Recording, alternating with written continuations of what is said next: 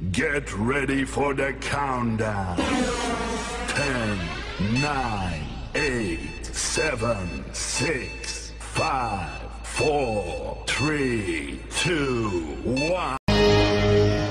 Blinding flash of white light lit up the sky over Gaza tonight. Manusia adalah makhluk ciptaan Tuhan yang paling tinggi derajatnya. Manusia diberi anugerah akal dan pikiran dengan kemampuan lebih tinggi dari makhluk apapun. Inilah yang membuat manusia mampu beradaptasi dengan kondisi apapun, termasuk jika kondisi tubuhnya tak sempurna. Manusia akan berpikir keras dan berjuang bagaimana bisa bertahan, bahkan berkarya dengan kondisi fisik tak sempurna.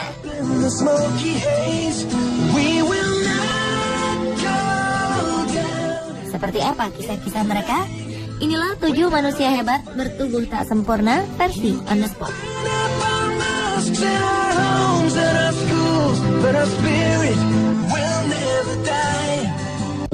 We will not go down in Gaza tonight.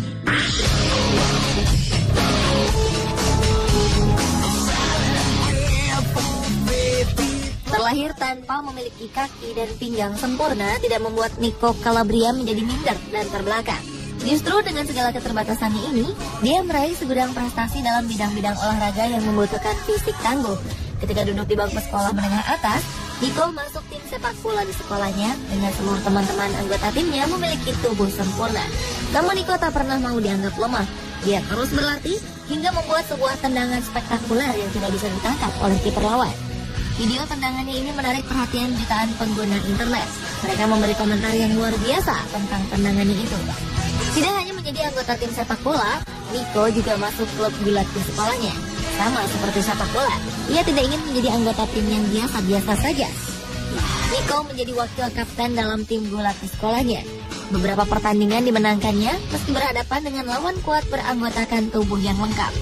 Keinginan kuat untuk mengejar prestasi ini sudah tumbuh dalam diri Nico sejak kecil. Pada umur 13 tahun, dia mendaki Gunung Kilimanjaro dalam rangka mengumpulkan dana untuk membeli kursi roda bagi penderita cacat di Tanzania. Nico berhasil mendaki sejauh 5.895 meter dan berhasil mengumpulkan dana sebanyak $100.000 atau sekitar 1,2 miliar rupiah bagi penyandang cacat di Tanzania.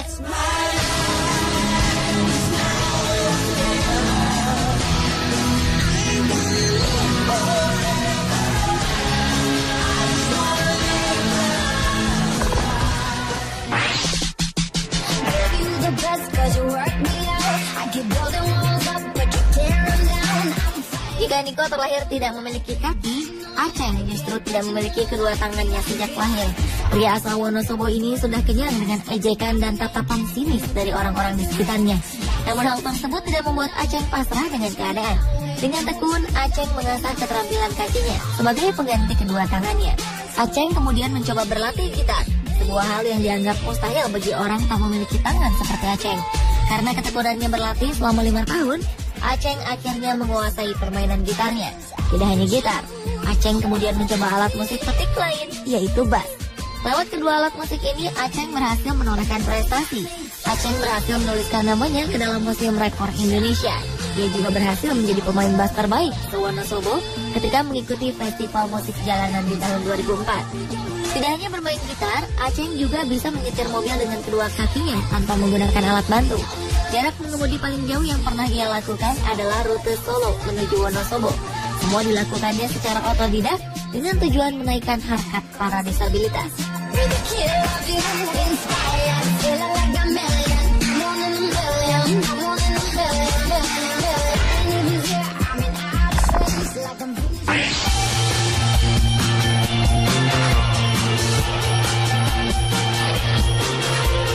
Masih cerita dari tanah air. Pernahkah Anda membayangkan seorang fotografer tak memiliki jari tangan? Ya, kali ini ada seorang fotografer profesional perempuan yang tidak memiliki jari-jari tangan. Perempuan ini bernama Rusida. Sejak usia 12 tahun ia kehilangan jari-jari tangannya. Melihat keterbatasan Rusida, orang tua Rusida menyekolahkannya di panti rehabilitasi. Di panti inilah bakat pemotretnya mulai muncul. Di saat teman-temannya belajar menjahit dan menyulam, Rusida justru tertarik dengan fotografi. Setelah lulus dari panti rehabilitasi, Rusidah mulai fokus menekuni fotografi. Mulai dari teknik memotret hingga memodifikasi kamera, ia lakukan sendiri secara otodidak.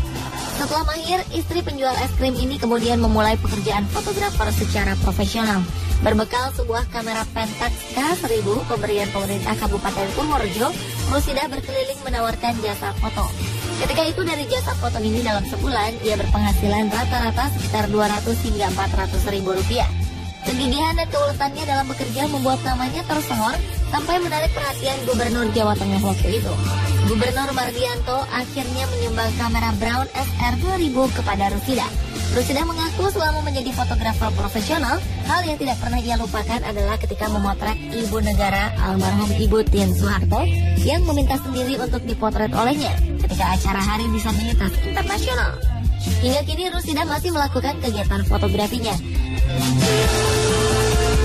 Ia pun memiliki sebuah studio kecil di rumah kontrakannya.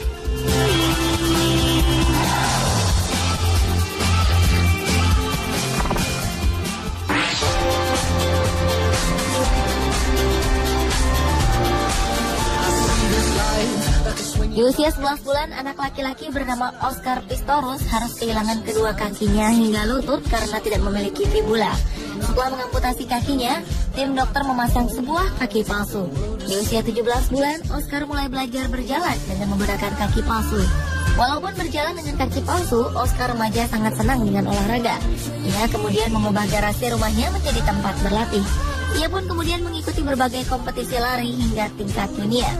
Sempat mendapat komplain dari berbagai kalangan tentang kaki palsunya karena dianggap berperan dalam menambah kecepatan larinya. Oscar tidak peduli. Baginya lari adalah hidupnya.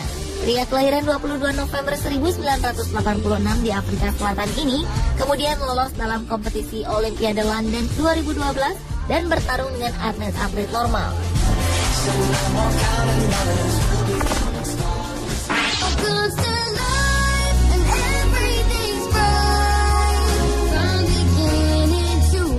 Italo Romano tiba-tiba kehilangan kaki di usia remaja. Pria kelahiran Brazil ini harus merelakan kakinya diamputasi setelah sebuah kereta menggilas kakinya. Ketika itu nyawanya masih bisa diselamatkan. Tidak menjadi kurang percaya diri dan pasrah dengan keadaan, remaja ini memodifikasi skateboard miliknya agar ia bisa bermain skateboard seperti teman-temannya yang lain. Tak disangka karena ide dan kegigihannya ini, kekurangannya justru menjadi keberuntungan bagi Italo. Ia menjadi lebih ringan dan lebih leluasa melakukan manuver-manuver di udara dengan skateboardnya. Tak ada yang bisa menandingi kemampuannya bermain skateboard. Ia pun mulai mengikuti kejuaraan-kejuaraan skateboard. Di usia ke-26, Italo berhasil masuk semifinal kejuaraan Tampa Pro dan mencetak rekor dunia.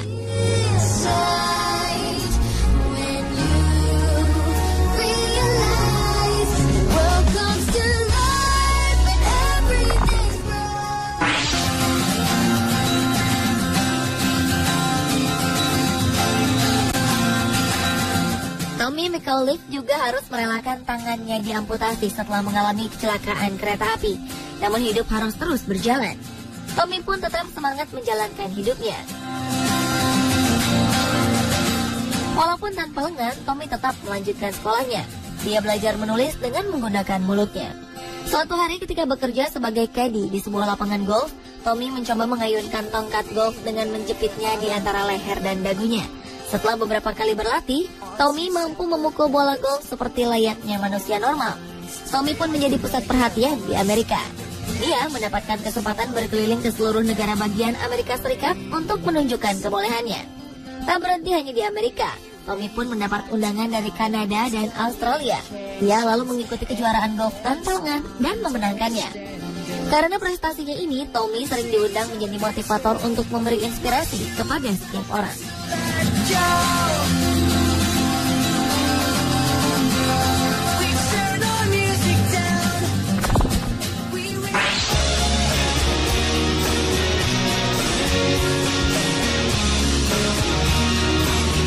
Sebagian besar pembalap akan berakhir karirnya setelah mengalami kecelakaan hebat. Namun bagi Alex Zanardi, life goes on. Dan kecelakaan fatal ini malah menjadi titik balik baginya untuk meraih kesuksesan. Bagi penggemar Formula One, mungkin masih ingat dengan sosok Alex Zanardi. Ketika kembali ke Champ Car, ia mengalami kecelakaan hebat di Jerman pada 2001 yang menyebabkan kedua kakinya harus diamputasi. Baginya tidak ada kata menyerah dalam hidup. Dengan atau tanpa kaki, dia tetap turun ke arena balap dengan memakai kaki palsu. Kali ini arena balapnya menggunakan sepeda yang dijalankan dengan tangan. Hasil yang dicapai Alex malah lebih memuaskan dari sebelumnya. Arena balapnya yang baru ini mengantarkan Alex pada posisi teratas. Dia menjuarai balapan sepeda tangan pada Olimpiade Paralimpik 2012 di London. Saat itu ia meraih 1 medali emas dan 1 medali perunggu. Mengetahui kemenangannya ini, mantan juara dunia Formula 1 Mario Andretti dan James Button memberi selamat kepada Alex melalui jejaring sosial. Dengan keberhasilannya ini, Alex membuktikan kepada dunia bahwa sebuah tragedi bukanlah akhir dari segalanya, melainkan awal dari sebuah kesuksesan yang baru.